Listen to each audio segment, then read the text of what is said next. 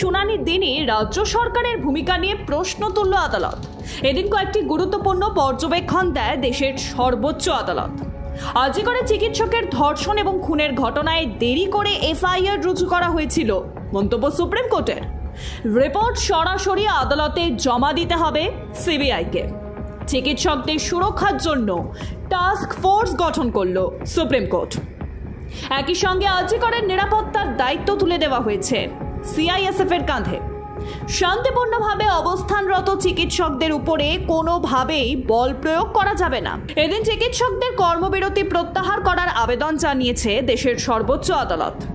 22 অগস্টের মধ্যে রাজ্যকে রিপোর্ট জমা দিতে বলা হয়েছে। ডাক্তার ও স্বাস্থ্যকর্মীদের নিরাপত্তার জন্য পর্যাপ্ত পরিমাণ সিআইএসএফ মোতায়েনের নির্দেশ পর্যন্তও দেওয়া হয়েছে। আদালতের পর্যবেক্ষণ, এই ঘটনা এখন শুধু পশ্চিমবঙ্গের ইস্যু নয়, এই ঘটনা পরিণতি পেয়েছে একটি আন্তর্জাতিক প্রসঙ্গে। এমন অবস্থায় ডাক্তাররা কাজে ফিরুন, এই আবেদনই করল সুপ্রিম কোর্ট। সুপ্রিম কোর্ট এদিন রাজ্যের কাছে জানতে চায়, সবচেয়ে প্রথম এফআইআর কে এবং কবে দায়ের করেছেন। পাল্টা পুলিশের তরফে জানানো হয় 9 অগস্ট রাতে 11:45 প্রথম এফআইআর দায়ের করা হয়।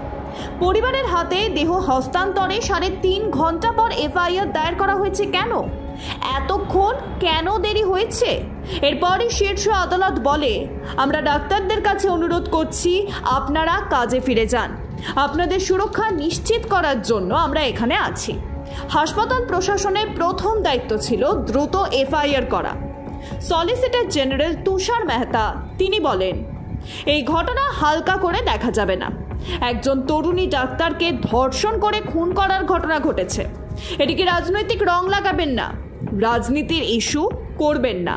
এদিন ডাক্তারদের আদালতের উপর ভরসা রাখার কথা বলেন প্রধান বিচারপতি ডিওয়াই চন্দ্রচূড়।